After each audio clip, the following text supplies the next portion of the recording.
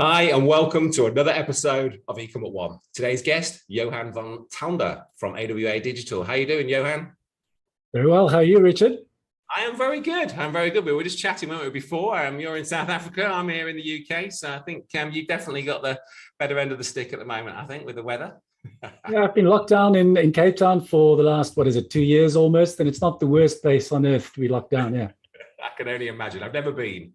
One of my best friends goes there regularly. He works with a South African bank there, and he's in and out of South Africa sort of 2 or 3 times a year. And I see the pictures and I get the updates. It's like, yeah, it's on my list. So one day soon, yeah. So I think it'd be great to give our listeners a bit of a overview of your sort of journey in e-commerce and how you became sort of a major part of AWA Digital. Yeah, so I started in corporate, like I think many of us did. And towards the end of my corporate stint, I was in charge of a unit that housed a number of e-commerce businesses. And I sort of stumbled into this by chance. I had recently done an MBA, and I was told my brief was to take, 5 or 6 businesses that were stagnant. And I was told to either fix them, kill them, or sell them. And I used all these recently acquired theories and frameworks and models from the business school. And I found they didn't really work in practice as well as they did in the classrooms. And I didn't know what I was doing. And I started doing what felt like the next right thing, which is picking up the phone and talking to customers. Yeah. And to my amazement, it actually worked. It actually made a real difference if you just spoke to customers. And that brought me closer and closer to data. And what I started doing without realizing it, and actually this is before the term CRO existed, was doing CRO without many of the tools we have today. And that finally got results. And then I left corporate to do the startup thing, although I did a step crazier than leaving corporate to do startup. I went to a company that had about 6-month runway left. They were definitely going to be bankrupt. And my mission was to do a turnaround. We had a 3-year time frame for that. We managed to do it in 2 years, sold to VCs, and that's when I joined AWA. And at the time, AWA was on the ground floor. It had just started. Yeah. And so I've been there for, 9 years?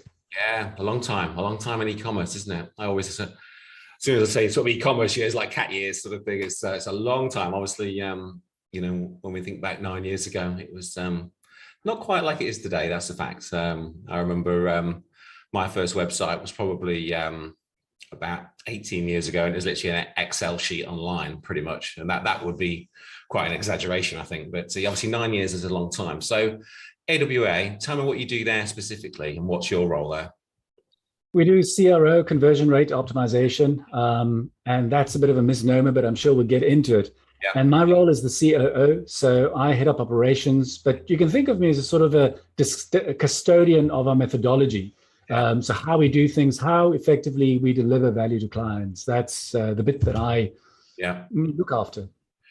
Yeah, I think that's something that's on my mind at the moment. Actually, that's a sort of quite a good topic just on its own. The sort of, I really like the way you explain that, sort of the custodian of the implementation, the quality, what you're doing, but improving all the time and making sure that there's a minimum. Well, that the quality is being kept. I think quite often that does get missed, doesn't it? And then things slip.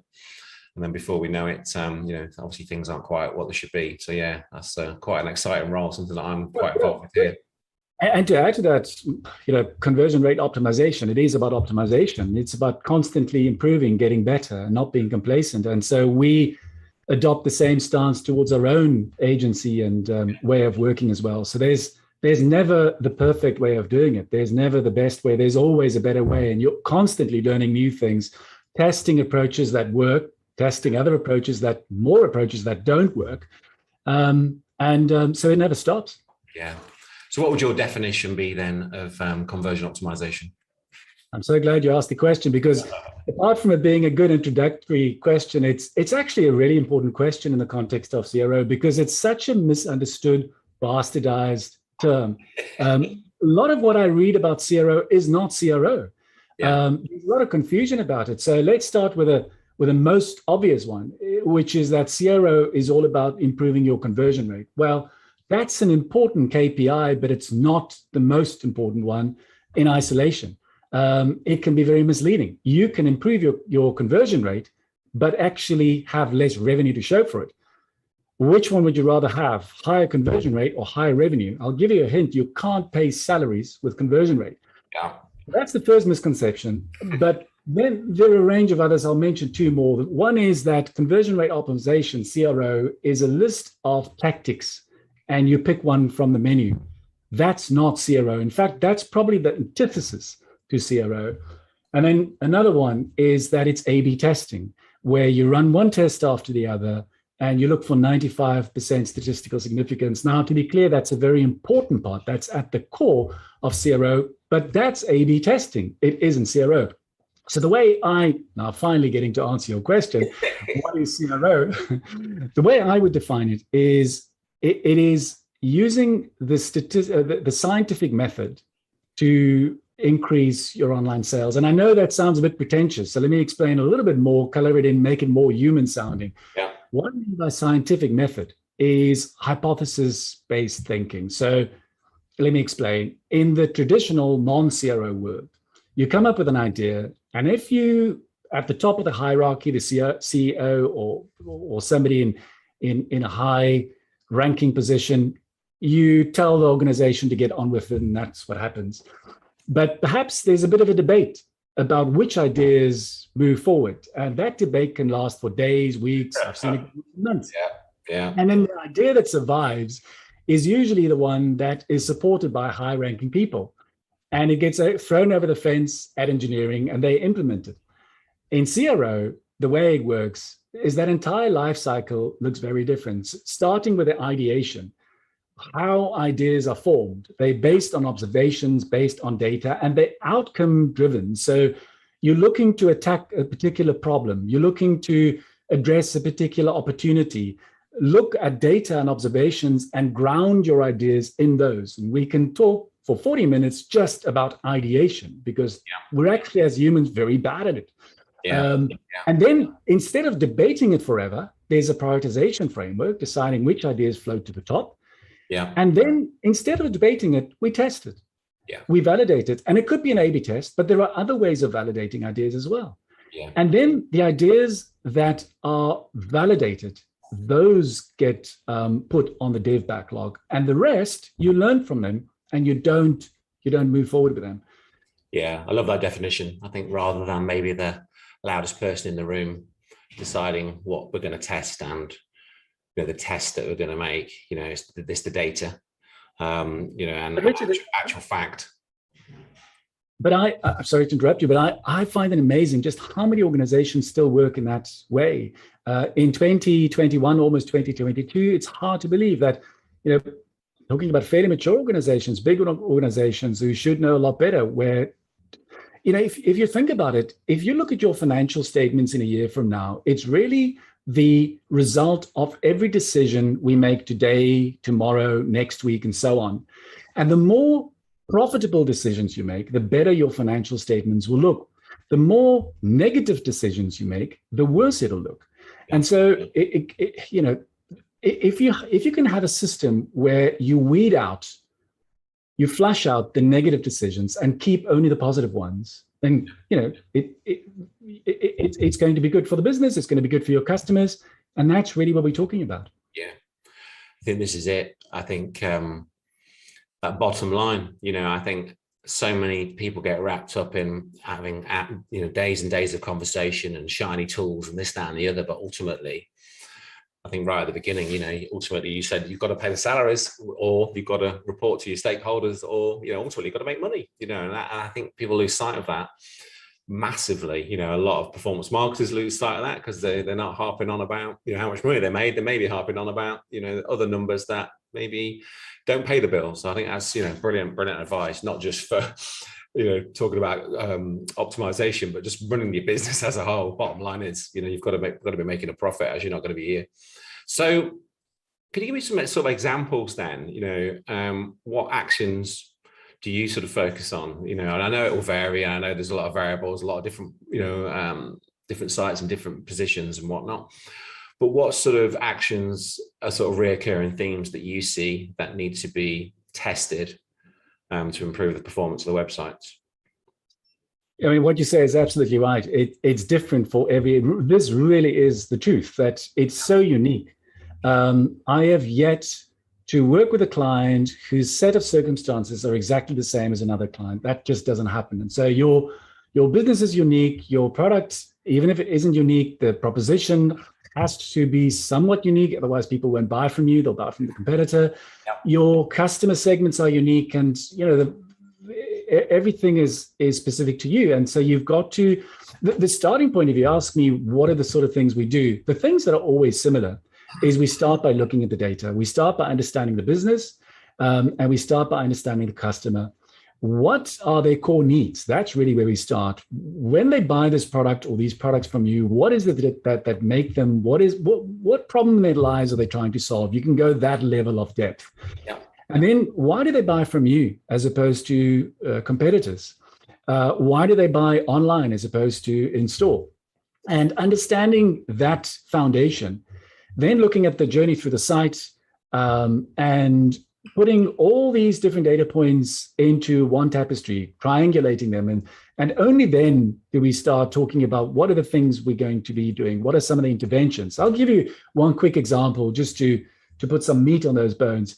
And I can't reveal the client, but it's a high-tech environment. So they sell high-tech products. And when we started working with them, they're the manufacturer and also have a retail arm online. And they were consistently 20% more expensive than Amazon. So why would people buy from the retailer if they can buy straight from Amazon?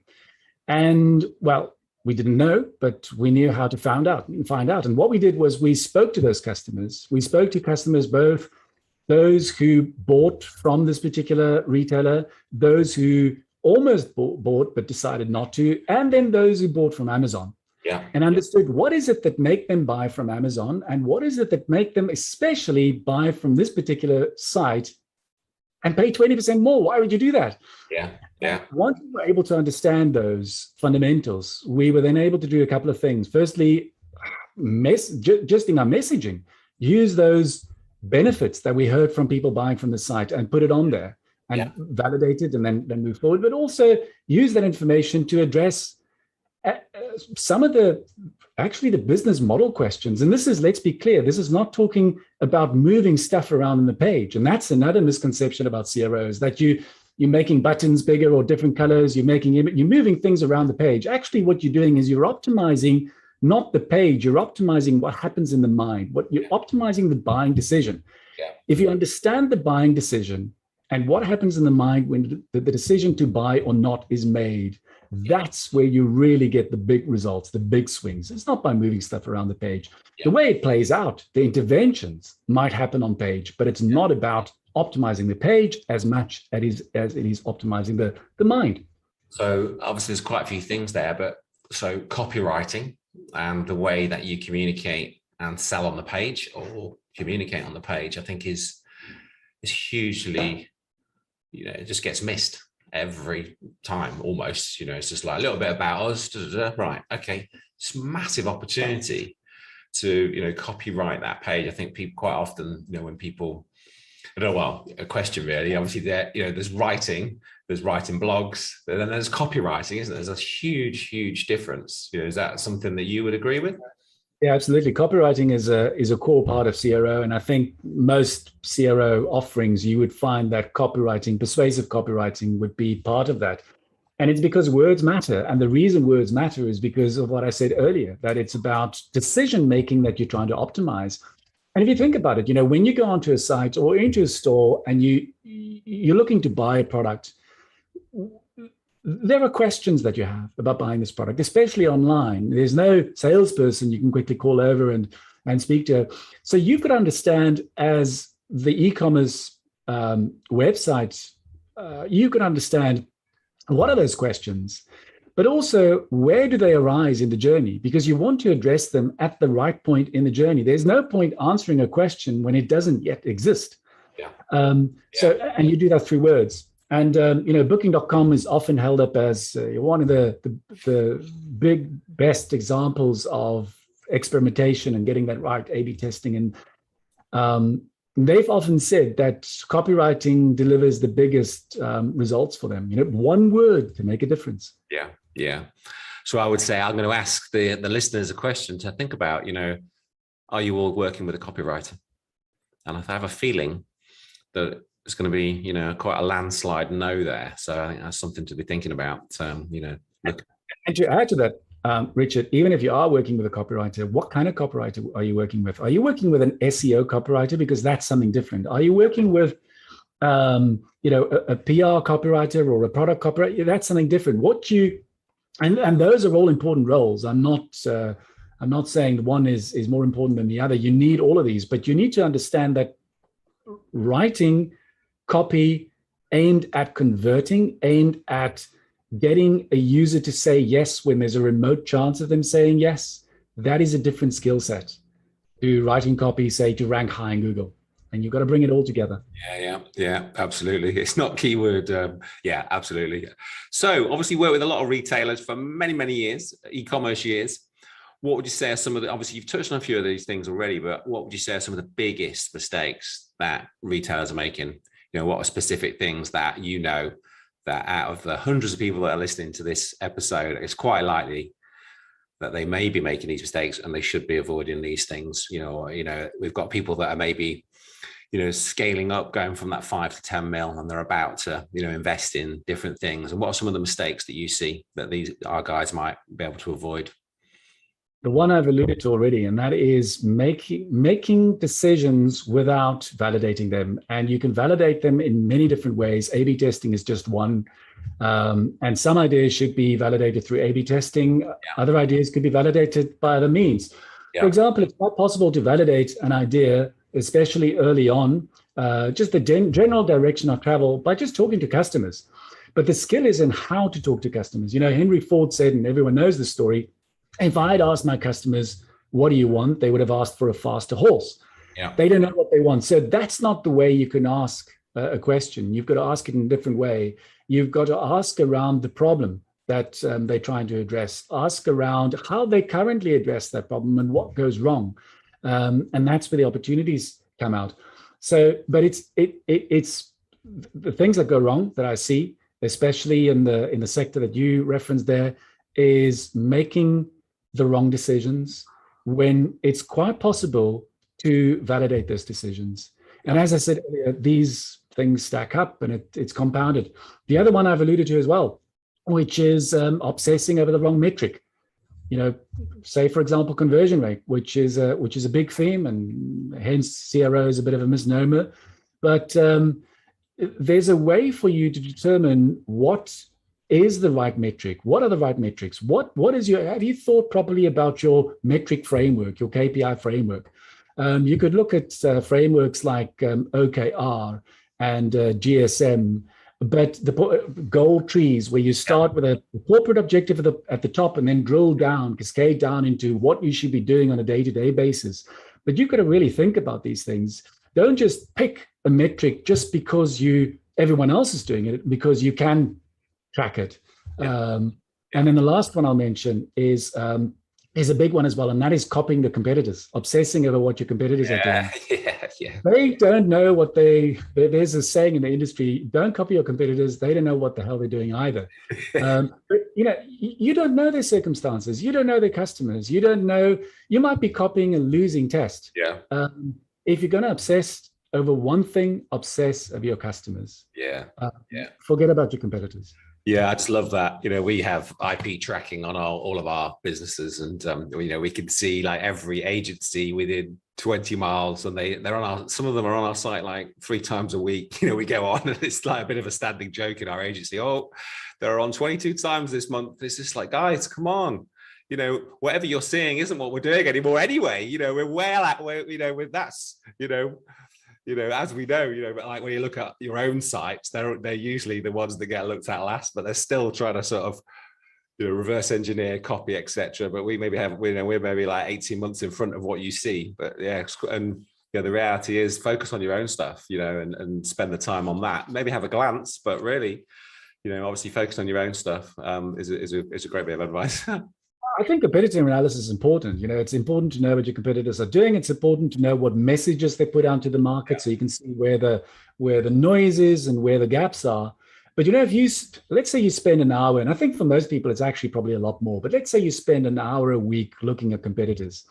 If you from today start using that hour in a slightly different way, and I'll give you just 2 ways in which you can use it more productively. The first one, by far the number one, the biggest, highest ROI activity you could do instead of looking at competitors is speak to your customers. Get on the phone to them, do surveys with them, get some sort of qualitative insight from them. If you're already doing it, great, do more. And the second thing you can do in that hour is learn. Spend that hour reading something, studying something, improving your knowledge. If you're going to be copying something or looking for inspiration from someone, it's not going to come from your competitors. Look for it in material that can actually help you. So you've pretty much answered my next question, but I'm gonna see if you've got one very specific thing. So if our listeners were going to go and do one thing right now, just one, only one, to improve conversions or improve sales, shall we say, to improve the bottom line of their business, to end the year with extra cash in the bank and improve the net worth of their limited companies, what would that one thing be? I've already said the one thing. I'll mention another, but to be clear, the one thing would be speak to your customers. And it could be picking up the phone. I actually prefer going into their environments. It could be surveys. But in saying that, there's a lot below the surface there. How you approach it, it matters. But that would be the number one thing. If I'm not allowed to mention that because we've already gone there, I would say start validating your ideas and be open to the possibility that you're wrong, because you probably are wrong. Most of your ideas are wrong. You just don't realize it. And in fact, what we do typically is when we roll out an idea, we convince ourselves that it was a good idea. And in fact, we'll even find data to support that conviction. Our brains are hardwired to trick us into believing that because it's a survival mechanism. The fact is, you're probably wrong more than you're right. And find ways to build in checks and balances to validate those ideas. Love it. So I guess offshoot of that, then obviously there's some amazing ideas there, but I think it's given a lot for people to think about. But what would give us a very specific example, and you've given us one a little bit earlier on, you don't have to mention names, but a project that you've worked on, some of the things that you've done on that project, that obviously you've worked with a lot of big brands. I can see obviously Interflora, Canon, Nike, some of the big brands that everyone will have heard of. But maybe try and make it relatable to that sort of 10 to 20 million pound turnover business, which I think is a lot of a sweet spot of our listeners. An example and some of the things that you did and some of the results that you got. Sure. So one of the themes that come up is on e-commerce sites, depending on the category, but specifically with fashion, clothing, furniture, homeware, images really make a big difference. And we see this a lot. So I've spent over the years hundreds of hours in usability testing with people where we just act as a fly on the wall and watch people buying stuff or not buying stuff on an e-commerce site. And the one thing that always amazes me is to what extent people really scrutinize the images, product images. And there are a couple of things that come out of it. So firstly, those alternative images, they matter. And again, it depends on the product category. But it's not just about the quantity of images. It is about the content, really. It's less about visual variety and more about articulating the value proposition of the product and the business in a visual way. So what people do, for example, let's say on a clothing, on a fashion retailer, what I've seen often is they zoom in the images and they're looking for cues. They're trying to emulate that in-store experience where you're picking up the item, you're getting a feel for it, you're rubbing your fingers, on the fabric. You're looking at the label, you're looking at the seams, the sewing on the button, and the back of it. You're trying to get a sense for quality, where it's made, how it's going to hang on the body, and these are all questions. And the customer isn't really able to articulate these questions, but these are the questions that are in their mind when they're looking at those images. And so you can have a dozen alternative images and it will make no difference because it's just more of the same. The quality is, it's not there. Or you could have half a dozen of images that answer these questions that'll make a big, significant difference. And the last thing I'll say about this is what I also find amazing is that the decision is really made. I spoke earlier about the buying decision, which is the one thing we really look at. The decision is made on the basis of images. Once a user starts reading the copy, the decision is already made. They're really trying to answer the final few questions. So what fabric, what are the dimensions? So if you're asking about specifics, we've done a lot of testing around that, around optimizing the images, the content, the selection, and also optimizing, we spoke earlier about product copy, optimizing the product copy, but making the two dance together. So by the time you get into reading the copy, the right copy is in front of you. And it's not prose, it's not about using crafty language. It's about answering questions. Yeah, I think that's great. The kind of results we've seen, in some cases, double-digit improvements in whatever the metric, conversion rate or AOV, by doing that. At the end of the day, when you land on a store, and you land on, especially if you're running ads, product ads to products, you're landing on a product page ultimately, aren't you? You've got a product. You've got a selection of product images and you've got your copy. Obviously, there's a lot more to it than that, of course, but they're the biggest two elements. And that visual element, is, there's enough, especially like things like fashion and that type of industry where there's so much, a shirt can be, certain quality, or it can be, a whole other end, and everyone's got their own preference, haven't they? And something looks great even on the hanger, doesn't it? When you get up close, in a store and you touch it, feel it. Oh, okay, that's just cheap, or that's just not the material. That's too thin. That's too thick. That's too, So some of the real detail, if you capture that in the image, in the imagery, Absolutely. And then there's you spoke about those two elements, and that's right. And then the third one, which is equally important, maybe more important, is the hidden one, the one that you can't control, but you have to understand and optimize. And that's, as I said earlier, what happens in the mind. And it's, it starts with, you spoke about people coming from, say, paid search, landing on the product detail page. What you have to figure out is where in the journey is a particular prospect. Are they quite high up in the journey at the awareness stage and they're just kind of scratching the surface, or are they at the point where they're ready to transact, where they're ready to act? And that makes a difference depending on where they are, how you address that, how you deal with that. Yeah, no, fantastic. Now, I know you've got a lot of resources on the your main website, but I see you've got a lot of different ebooks, but you guys have written a book, haven't you? I think maybe not just one, but it'd be good to tell us a bit about that, because I think it's, it's not, I'll be completely honest, I've not read it, but I have got it in my basket ready to go.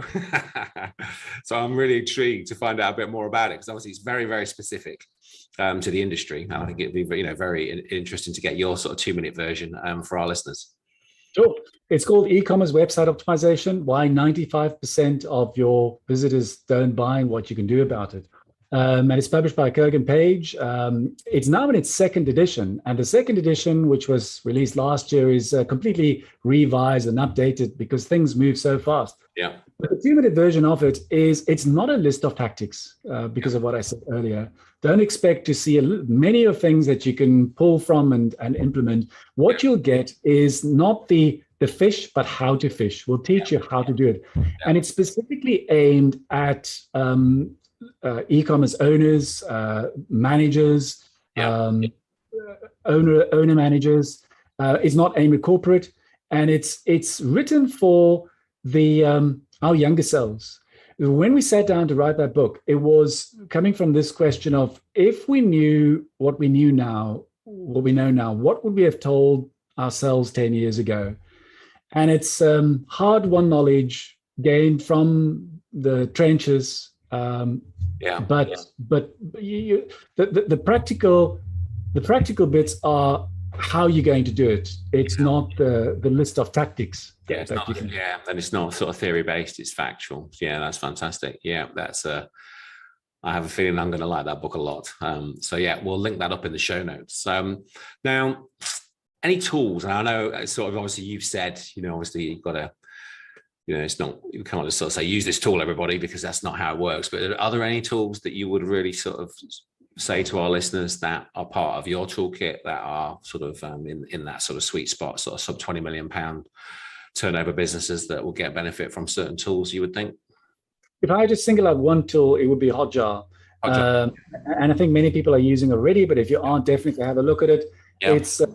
It's a tool that gives you sort of at a really attractive price point, gives you sort of a bouquet of services. And you can do things like heat mapping, session recording, but also run on-site surveys. And it's, that element that I keep on talking about, which is talking to your customers. And so you can ask very targeted questions at particular segments, at key points in the journey. And when you put all of this intelligence together, that really helps you to have a foundation on which you can do amazing things.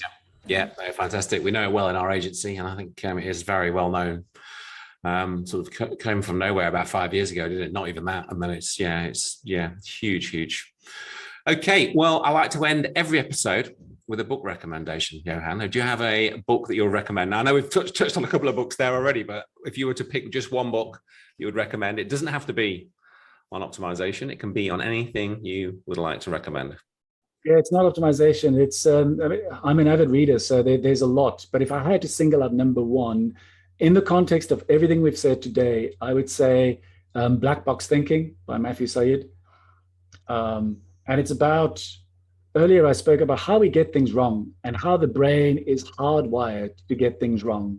And if you read this book, your eyes will open as to how that happens and to what extent it happens. Yeah. And what you can do to counter it. Yeah. Fascinating. That does sound fascinating. Yeah, you've solved it. You've solved me again. Well, Johann, thank you so much for being a guest on Ecommerce One. For the guys that are with us still, what's the best place for them to reach out to you, to reach out to AWA and find out more?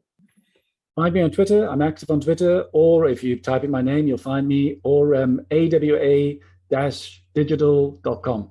Fantastic. Well, thank you very much for being a guest on Ecommerce One, and I look forward to speaking to you again. Thanks, Richard.